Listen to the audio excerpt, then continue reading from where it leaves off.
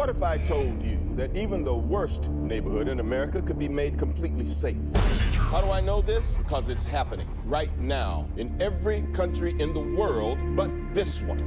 It is great to see American machines helping to promote peace abroad. So then tell me, why can't we use these machines here at home? Really nice to meet you. Really enjoyed the film. Saw it last night.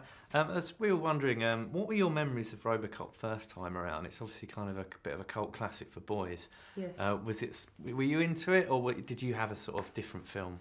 I was into it, but I grew up with brothers and I grew up in the country, so I grew up with motorbikes and cars and guns and rafts, and you know, that was the world that I was in.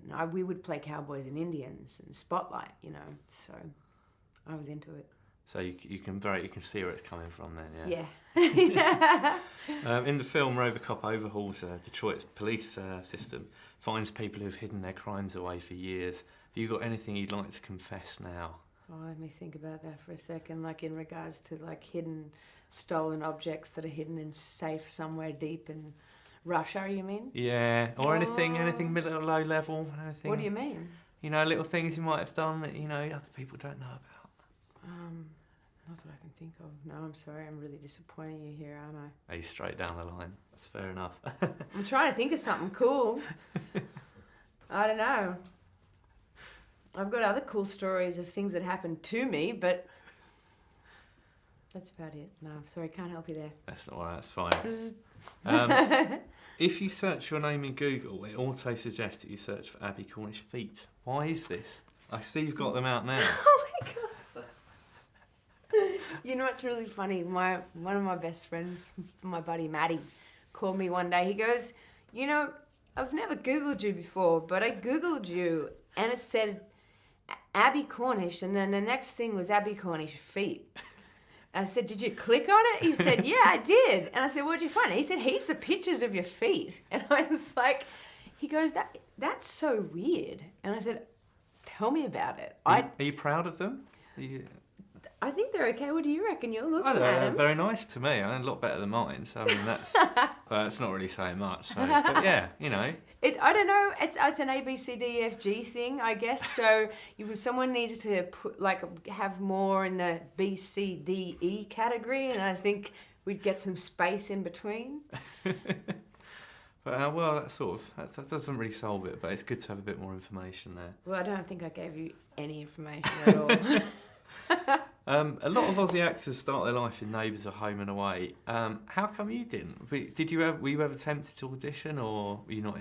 No, I was really lucky in that. I won a modelling competition. An agent signed me. She called me and said, "Would you like to go to an acting audition?" I did that, got the role.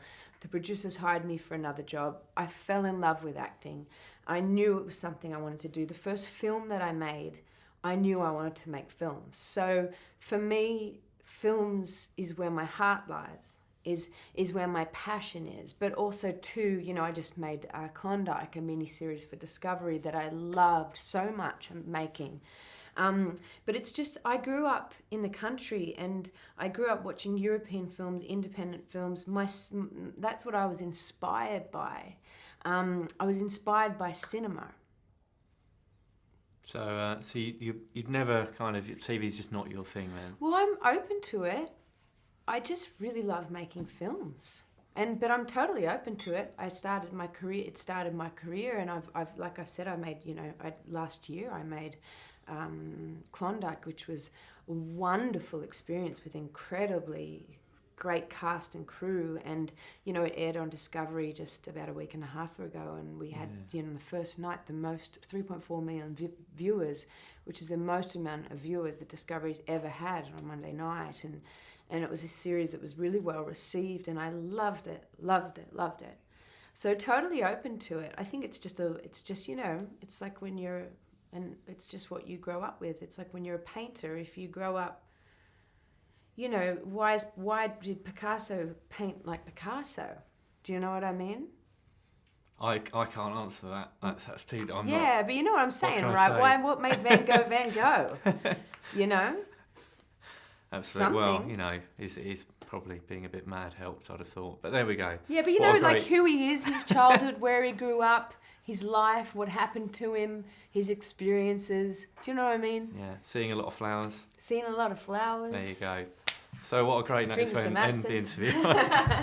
Thank you very No much. Really worries. nice to meet you. Thank you for your cooperation.